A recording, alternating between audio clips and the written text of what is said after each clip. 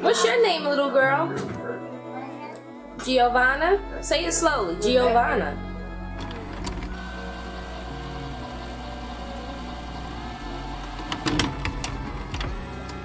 Hey, that's me, Giovanna. 20 years later since the first clip you saw.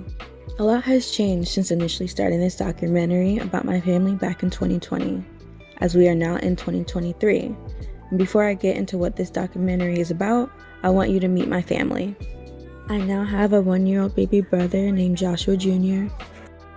That's my second youngest sibling, Ariana, my third youngest sibling, Brianna, and my fourth youngest sibling, Alana. My dog, S'mores, my stepdad, Joshua, the creator of my life, my mom, Lucretia, my uncle, Frankie, my aunt, Berwin, who we all call Peanut, my other aunt, Latasha, my cousin, Emily, and her sister, Mia, who are the kids of Tasha and Uncle Frankie. Last but not least, my grandmother, Berwin, who we all call Nan. I started this project proposal back in 2020 for a scholarship while I was still at college. I was inspired by 306 Hollywood and Fighting Vivian Maier. 306 Hollywood made me question, how well do I know my family? What stories do the items left abandoned and forgotten in my grandmother's basement and attic tell? So I went to investigate it, the old photographs, wallets, dolls, documents, and DV tapes, which led me down a further rabbit hole of what is my culture. Because growing up Black in America can often lead Black kids to experience an identity crisis. This disconnect felt between our ancestral tribe and our Black American identity is a universal feeling that even other ethnicities can relate to. But through this documentary, I figured out what my culture is and how this documentary explores many elements. One being childhood.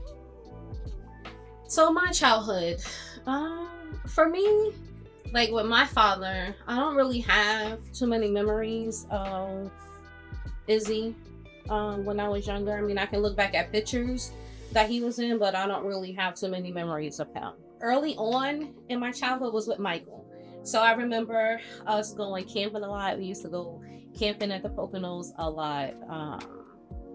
Not only like sleeping in a cabin, we were sleeping in tents.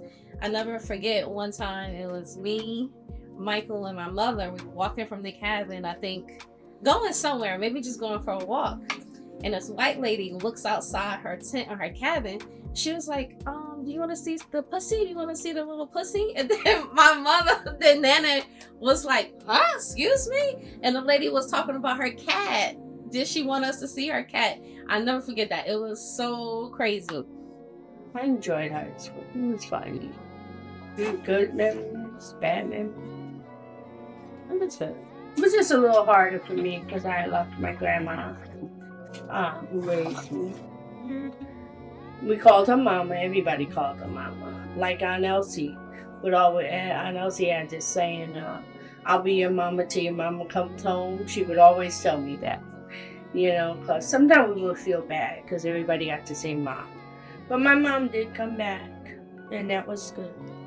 I don't really remember my grandmother like that. I know she passed away when I was younger.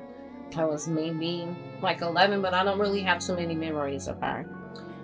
For me, my grandmother was her sister, Catherine. Every holiday, everybody would come over and cook. It was just always a fun time.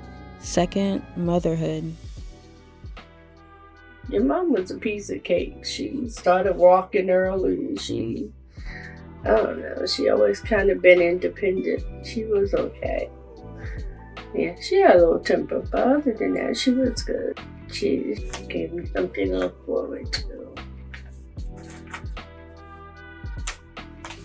Yeah, kind of gave me a purpose. Now these two, of course, they're so close in age, and they were premature. Yeah, it was a little rough with them because they were on monitors, and I was just glad when they grew up. I wouldn't say she was mad. It was more disappointment. Because I think for her, she felt like I could have done more if I wasn't a young mom. So I think it was just the disappointment of it all. She never said like, you need to have an abortion. It was, Lucretia, what do you want to do? So even with that, her and Bruce, I wouldn't have been able to finish college on time nor work. They was a big support in helping to raise you. Raising 4 girls is something special. When you guys were younger, it wasn't too bad. I think once any child starts developing their own personality, it takes a minute for a parent to learn how to deal with it, those different personalities. And to have 4 girls with 4 different personalities, sometimes it's a bit much. And then there's a lot of maintenance regarding, doing their hair, wanting nails done, or wanting this outfit, that outfit. It was a lot of work, but I wouldn't trade it for anything in the world. 3 relationships and love. I was younger, so that wasn't any of my business that they would discuss with me. I just remember him having someone else. So that's it. And they're still married till today. I think for my mother, Michael was just different with me. Which is crazy. When he had his own biological kid with far as Peanut, he didn't really show that same interest. I don't know if he was scared because of her disability. Probably could have played a part because people are afraid to take care of a child, with any type of special needs. I think that played a part, is probably seeing his interaction with Berlin that made my mother realize that wasn't for her, and that she's always had love, I think, for both of them, but I feel like Bruce was her soulmate. Granddad and I were friends when I was in high school. I met him when I started the EMT program. Him and Aunt Elsie worked on the ambulance, and I started the program. For some reason, he just walked up to me and said, "Oh, I'm so-and-so." And for some reason, I just feel I need to look after you. I said, "Okay, crazy man." So that's how I met Granddad. 4, family drama. I know they met at the airport. He was okay. He was a little weird Puerto Rican guy. Tall. I remember him being really tall and a little doofy looking. But he was okay. I don't remember him treating me any kind of way. When he came into the picture, I was a teenager, so I was pretty much like, it don't even matter. Honestly, as long as my mother's happy, it is what it is. So I didn't have too much interaction with him like that. I just remember my mother getting sick a lot. She got sick one day. I don't know if she was at the house by herself or what. I know I was out. I could have been with Tanil at the time. And she said she lifted the bed up, and underneath her side of the bed was some type of writing just on her side of the bed. And his mother was at the house at that time. I think they was gonna break up, but he had called his mother over to the house, I guess trying to convince Nana, not to get a divorce or whatever. And that's when my mother found that writing on the floor, and she ended up chasing them out the house with a butcher knife. The only crazy family story is the fight. How old was I? I think I was in the 2nd or 3rd grade. I was in Berkeley Terrace, in Irvington, New Jersey. And I just remember, it was in the afternoon, for some reason, it was a lot of us at the house that day. My Nana was there, Aunt Elsie was there, Uncle Rico, Bruiser, we were all just hanging out at the house. And then Uncle Rico's daughter, Keisha, was fighting. I guess for some reason something happened. Her and this girl fought all the way from Irvington High School back home with the person that lived across the street from us. So that caused a big thing. So it was a family fight pretty much all day. And it was so crazy because it's like they fought and then took a break and they was back at it again. I never forget, Elsie was outside, hitting people with clubs.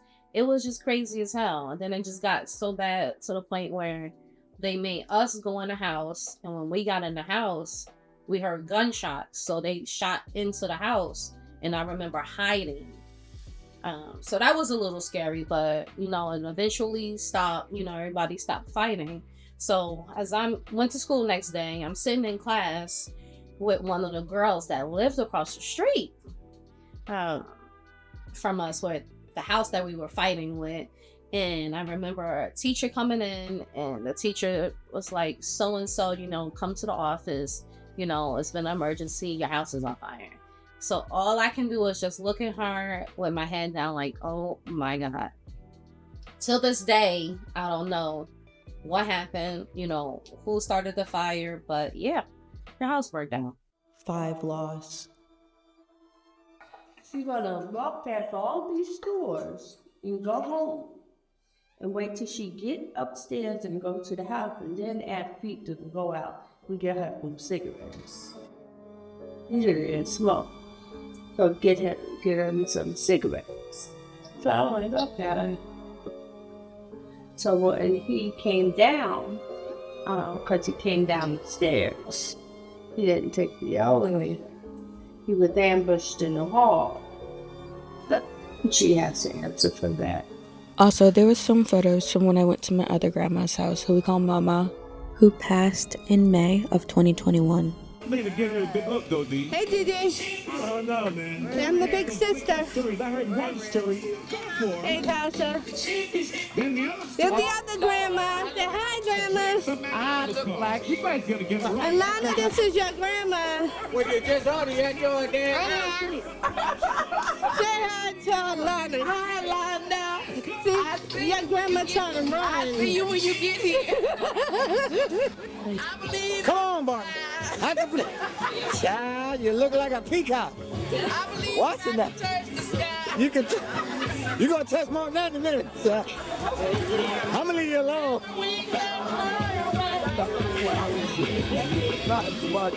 He was always there for me growing up. I would sing, and he would listen. Just seeing how he was around family, how that was felt to be. It's nothing that I can do in life where I don't remember him. When he fell from the attic down the stairs and rolled the peanuts wrong. Oh God, he didn't hurt himself, which was good. He said, well, isn't somebody coming over here to help me? He couldn't wait to teach you how to drive. We missed it. 6. Family. I love the era that I grew up in. You know, people cared about people.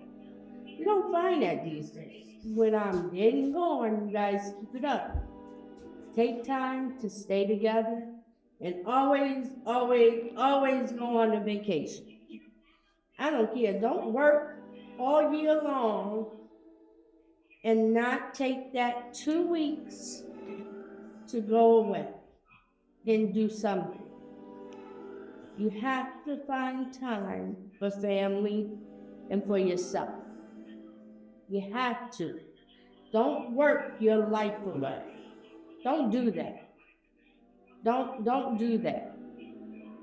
You know, I understand you need money. You gotta have it to survive, and that's good. But family is everything. Because you can't take money with you. You can't take this house with you. You can't take none of this material stuff with you. But if you make memories, your kids have, it's passed down. It's love.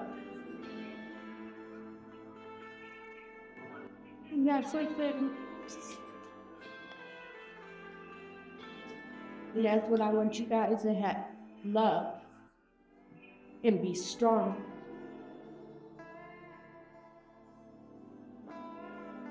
Hey, Miss P is now. Haven't talked to you for a minute.